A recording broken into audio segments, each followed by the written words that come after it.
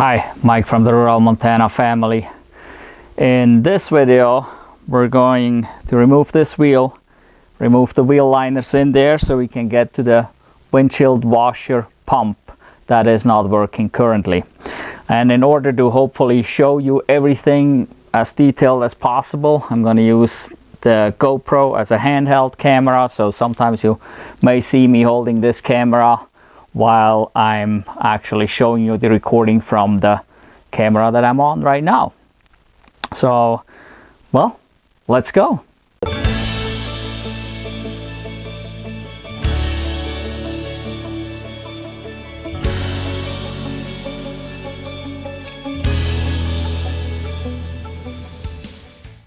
Okay, so I do have a service manual for the Tesla Model S. I purchased that a couple years ago online. You know, you used to find them on eBay for, I don't know, $10 to $50, whatever. And this was a software download for like $9 or something. Now there's actually even a website online that you can go to, and I'm going to put a link down in the description for that. So if you don't have the service manual, you can just go to that website and look at it there. In any event, so in the service manual you find pump, windshield washer, reservoir, remove and replace. You click on that, which gets you to this, and the first step is remove the front left hand upper wheel arch liner. So you click that, which gets you to this, which wants you to raise and support the vehicle. And then the second step is remove front lower wheel arch liner. So we're clicking on this, which gets us here. And again, we need to remove the road wheel, so raise and support the vehicle. So we're clicking on the wheel, and here we got the data for removing the wheel, which gives us the torque specs then when we actually put it back on. That's what I was interested more in. I know how to remove a wheel. But so yeah, rather than just being able to pull the pump out, we have to do upper wheel arch liner. But to get the upper wheel arch liner, we got to do the front lower wheel arch liner first. And that is right here. And to do this, we gotta raise and support the vehicle first. So we need a few tools to do all this anyway. So this is a little tool to pull off these chrome caps off the lug nuts. Then we got a 21mm socket here that we need. We got an impact that makes it easy and quick to get it off. And then this is the torque wrench at the very end, so we can actually torque the lug nuts to proper specs. Also, we need a floor jack. And you can see here I got a couple of those rubber pads. That's all I got. A lot of people say you need some special pucks or something. That's not the case. Actually, let's see if I can show you. Right under here, right here, that is the lifting point. Okay, right there. That's where you lift. That's the jack point on the Tesla. And as I said, you do not need any of those pucks or special cushions or anything. It's a car, okay? Yes, it's an electric car and it's a Tesla, but it's still a car. So this is the jack point. That's where you want to lift. You don't want to lift anywhere else. And you want to use something in between, like these rubbery cushions here, just because the floor jacks are metal on metal, you know, can do damage, and this will move a little bit as we're lifting it. So we want to get this properly under there in the right spot.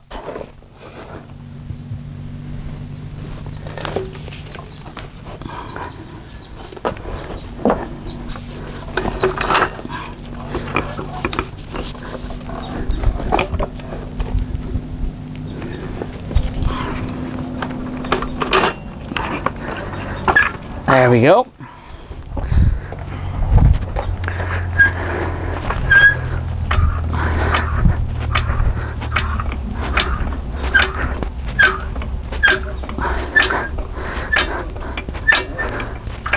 All right, the wheel is off the ground. So in this case, this car doesn't have air suspension, it has regular coil springs, so we don't have to worry about anything. If you have air springs on your Model S, you need to get in the car first, turn it on, get into the service mode, and turn jack mode on before you lift it up. This car, no air springs, so no problem. Now, this tool here should make it real easy. You just push it on over the caps and it hooks onto it, and you can pull them out nice and easy. Then with an impact, that makes it a lot easier to get lug nuts off. If you don't have an impact, do not lift up the car. Just break all the lug nuts loose. Don't loosen them and back them off. Just break them loose and then jack it up, and then you can take them off all the way.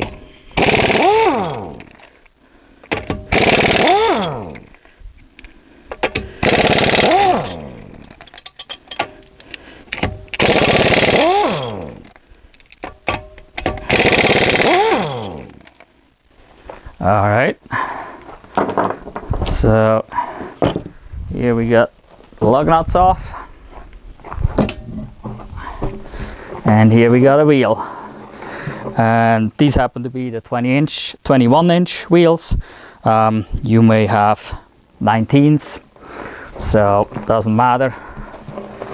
It is the same way to get them off and put them back on. And so now in here, back behind this, that's where we'll find this pump. But unfortunately, according to the manual, we got to get the other liner out first before we can get this liner out. So we'll gotta look at the manual real quick here. So lower front, it says there's a couple bolts, plastic rivets securing the wheel arch liner to undershield and front diffuser panel. Remove plastic rivets, there's 8 of them.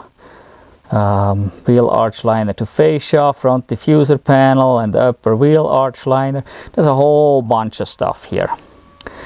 I got a feeling that I don't need to take all this stuff off, because I just need to get into the washer pump. I don't want to take the whole reservoir out or anything. I just basically need a little bit of access to get to the washer pump. But more or less, I will see a bunch of pins, push pins and stuff under there that need to come off to get that out. And then on the upper liner, after the front lower is removed, it says remove plastic rivets, 5 of them, and nut 1 securing wheel arch liner to body. And that's basically it. So I'm hoping to be able to pull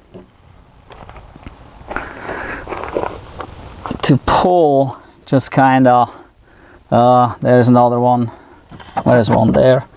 There's a nut here right there. There's another pull. So I'm just kind of hoping to get this out and be able to kind of pull this. This is relatively flexible here. So, and somewhere back here, that's where the pump is. So if I can just kind of pull this out here, then I can get in there to the pump without having to remove all this here. That's a lot of extra work that probably does not really have to be pulled out, since we're not really interested in pulling this completely out. So what we need here, well, we'll need a socket for this nut right there. That looks like a 10mm nut. And then for these push pins here, you can get in with a screwdriver and pop them, and then maybe use a panel puller tool or something. There's different ways to get those out. So I gotta grab a couple extra tools, and then we'll pull these out. All right, so I got a few tools here. This is like a panel remover type tool, some needle nose pliers. little screwdriver and the socket with a ratchet for the one nut.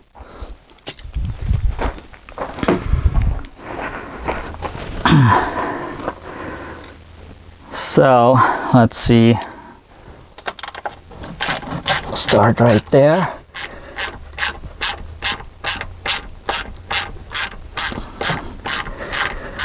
Not sure why that stud is forever long.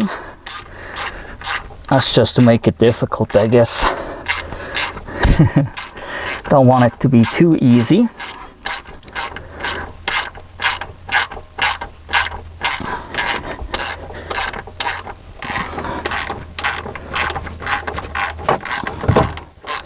All right, that one's off. Now let's start over here with one of those. So there's usually a little spot where you can get in. Once you pop them a little bit like this, you could use some needle nose pliers. Get in and pull that. That is one option. So let's see if we can get a second one popped. So this one doesn't pop out as nicely, so that's where some tool like this can come in handy. There we go. Oops, where is it? There. Okay, so we got two, and then here, where is it? There. So it's not uncommon for these things to break, especially as old as these here are in particular. And usually the newer ones, they're relatively flexible still and don't break easily, but the older ones can break relatively easy. So now this is all loose, and oops, so hopefully we can kind of work this out of here. Whew. Okay, and I'll just vent this back there. So we're just holding it in place right there, and right there's that washer pump that we need to get to. So it's not too bad. So they told us to remove all this, which, yeah, that's the official way, but since this is so flexible, this is more like a fabric type material, so it's not a solid plastic, so it can easily be bent out of the way. And now we can see the pump here, and what we need to do now is I need to have somebody press the switch inside and check for power out here, or if I can, maybe I can put a test light. I take that plug off and put some test leads on there, hook to my test light, and then I can press the button myself to see if I get power to it. Because if I don't get any power to it, then the pump may still be an issue, but first I need power to it before I can determine that the pump is actually bad. So I'm gonna go get a couple test leads and a test light, and then we'll test that pump.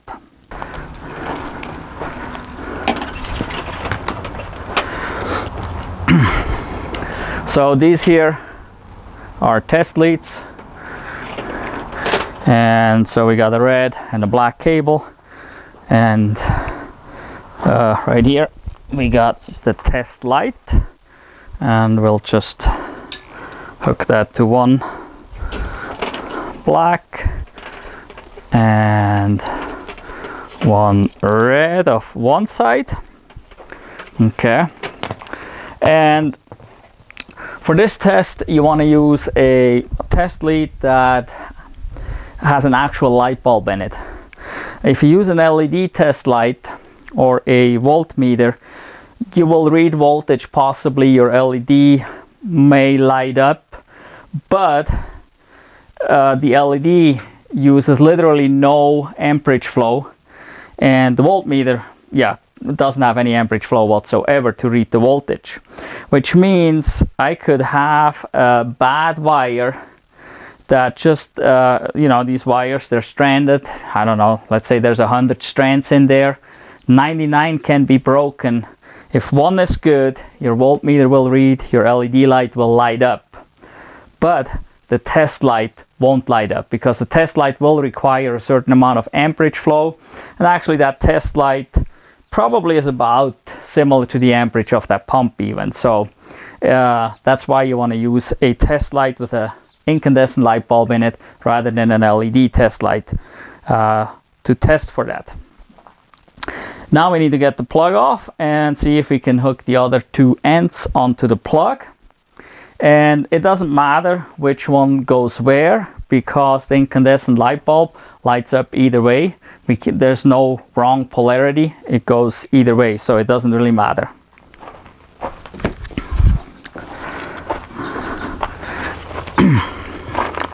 So we gotta get this off, so we gotta lift this up just like that. And oh, they're little itty bitty tiny ones there. So our test lead is not gonna fit in here. There's no way I can use these big ones to go in there. But I think I'm gonna use paper clips. Let me go get a couple. So everybody usually has paper clips. You can probably have them in the house somewhere or whatever. The advantage is with paper clips, they're little tiny. They slide in there without opening up the contacts. If we would try to push in a big screwdriver or something, then there's a chance we open up the contact, and then when we plug it back in, it would not make a connection. So let's see here if we can get this somehow.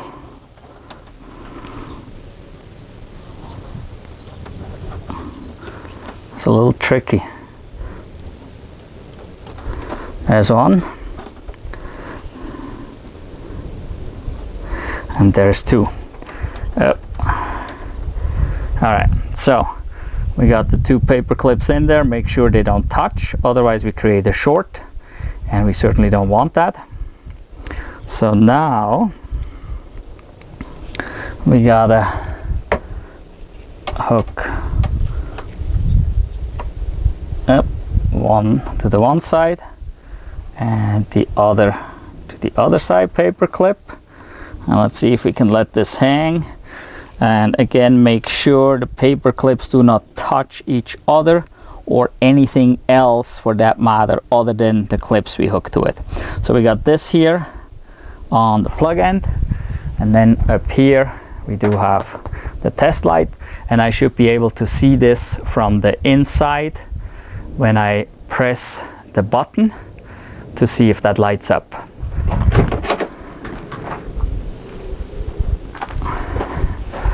Alright, let's see if we can fire the car. Car is on, but I don't know, gotta use the noggin a little more. I laid this right up here onto the windshield wiper, so guess what, it would wipe it it will wipe it right away from there. So gotta put that out of the way. Since it's not spraying, I should be able, we're on. So if I double press, there we go. I'm pressing and holding. As soon as I let go, the light goes out. Let's do it again. Light goes on, I can hold it, it keeps going. As soon as I let go, it goes off. So I'm getting power to that washer pump. So that washer pump is definitely defective. It could have been a back connection down here. I mean, there's a possibility, but this looks totally clean, so I don't think this is a back connection. Washer pumps just go bad. That's just what it is, and this car has over 193,000 miles on it. So this is definitely a bad pump. We know that now for sure. if you want to double check this, you could provide power from a external battery or from a 12-volt source anywhere. Using the test leads, you could provide power not to the plug there where we're at now, but to the pump itself, and see if it would work. But because I used an incandescent light bulb here, I'm positive that it works. If you do not have a test light with an incandescent light bulb in it, if you just have a voltmeter or a LED test light, then you may want to still do the check and provide power directly to the pump, just because, as I mentioned before, there may be all strands broken except one in that wire, and you will read voltage, your LED test light will light up, but the pump will never run. So now to remove the pump, they're just basically stuck on there, so we can just pull it out. Trouble is, this reservoir is full, because guess what you do first when there's nothing coming out? When you press that button, right, you go up here and you fill that reservoir to the top, and then you go back in and press the button. So the reservoir is completely full. If you got a clean container, you can try to catch that. I don't know, chances are it goes all over the place no matter what, and even if you had a clean container, now it washed all kinds of dirt in it. So it's probably best to just put a container under there to catch what you can, so you don't have it all over the ground. But you probably need fresh windshield washer fluid no matter what. So I got an old coffee can here that hopefully does the trick. Going to pull my test leads off. We don't need that part anymore.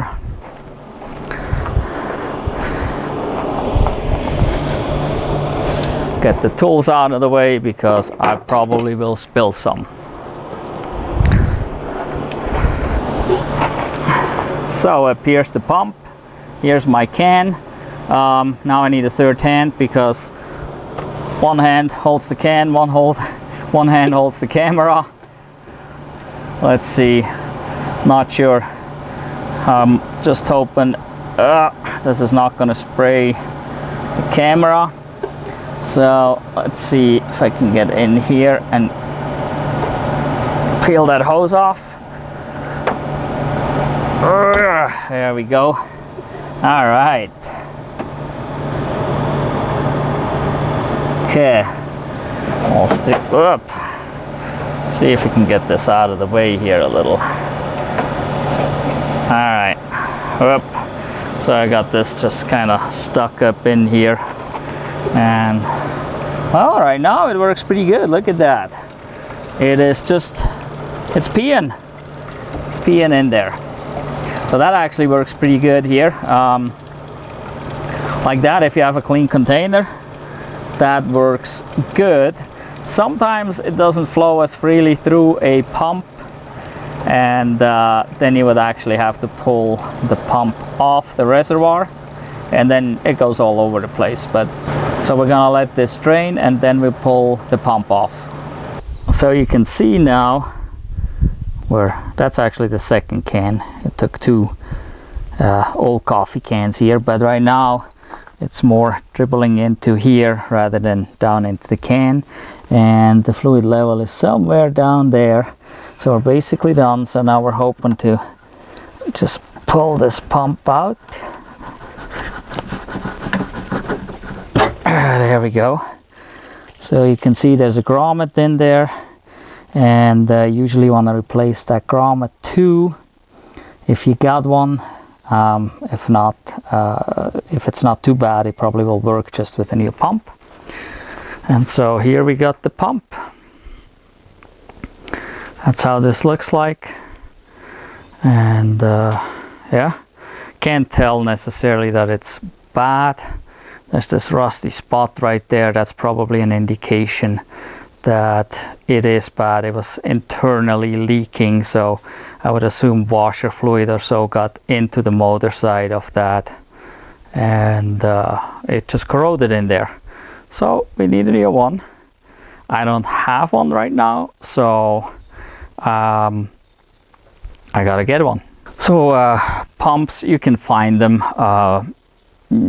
There's a chance your local auto parts store has one.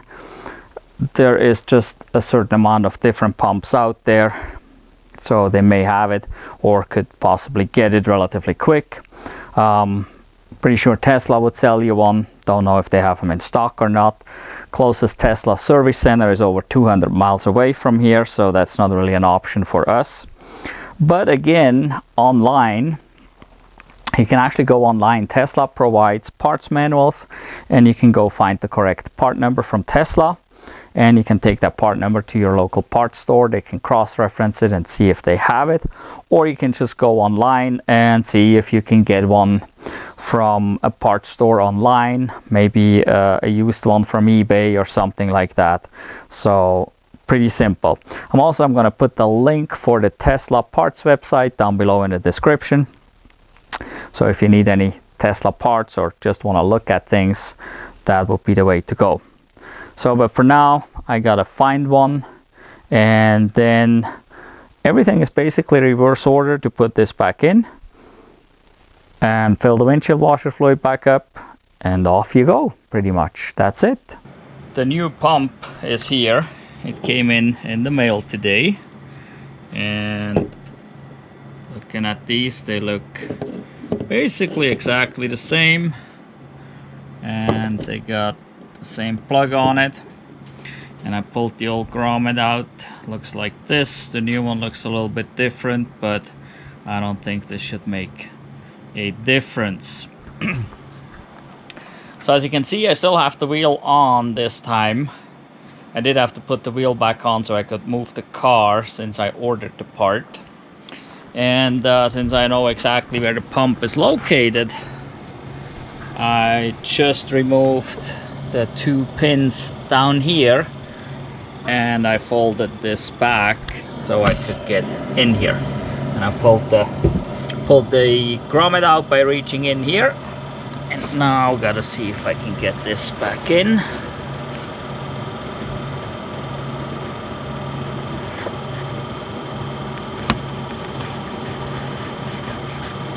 There we go. Grommet is in. Now we got to do the pump, and probably want to lubricate this here a little bit. You could use a silicone spray, or actually some spit would work, or works just fine too, so you don't need any silicone spray. So putting some of my own on. There we go. Going down in here, and we'll place that right there in the grommet. Then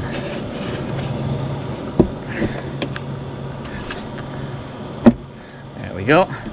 Push it in straight. We got the little plug. If I can line it up right. Doesn't help to hold the camera on trying to do this. There we go. Okay, got the plug in. Make sure this little tab here latches. Now somewhere right there is the hose that goes on down here. There, got it pushed all the way on. So the pump is back in. Now it's a matter of filling windshield washer fluid and testing it. I'm pretty sure that's gonna work. So I can get this back, and gotta reinstall the 2 pins here on the bottom, that one and that one, and actually I had the third one out too over here, this one. I took 3 pins out. So I got to put these 3 pins back in. That's all that you need to really take out to get to this, and then put them back in. So to push the pins back in, you got them like this, where you pull this little cap here. You pull that out, and you kind of hold it like this, and then you push it into the hole and then when it's all the way in against this here, then you push this part in to lock it into place. It's time to fill up the washer fluid, and then we can test our new pump.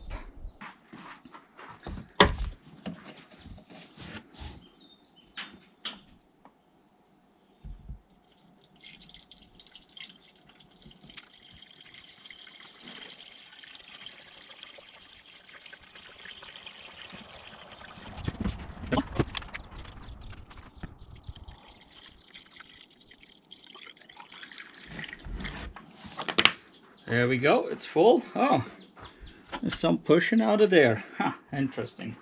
So, a little bit over a gallon. Close the hood.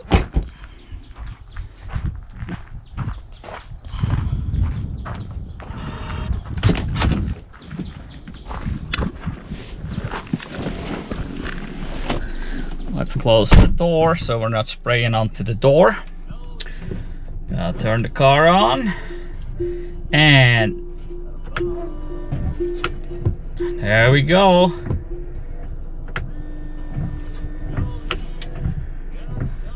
That's not too bad. Works wonderful. One down. That was an easy one. So this was another video in our do-it-yourself series of videos that we have. We got multiple of those. We have some about the Model 3 as well. Simple things as replacing wiper blades or cabin air filters and so on. And we'll have more coming. But we have quite a few of these do-it-yourself videos, so go check them out on our channel, on the playlist. We have a playlist for all of those, and there's quite a few things you can do yourself, and we'll be having more of those videos. Probably the next one will be about upgrading the TPMS system from a Bualong to a Continental system on this 2013 Model S, which is a pretty common upgrade that a lot of people have to do because the older system fails, and basically the way to go is to upgrade to the newer system. And it's not that hard to do, it's relatively simple, so make sure you're subscribed to the channel and hit the notification bell so you won't miss out when this video comes out. And in any event, if you feel somebody else could benefit from those videos, feel free to click the share button and share it on your social media with others so they can benefit from those videos as well. In any event, please give us a thumbs up for this video. Thank you for watching. Goodbye.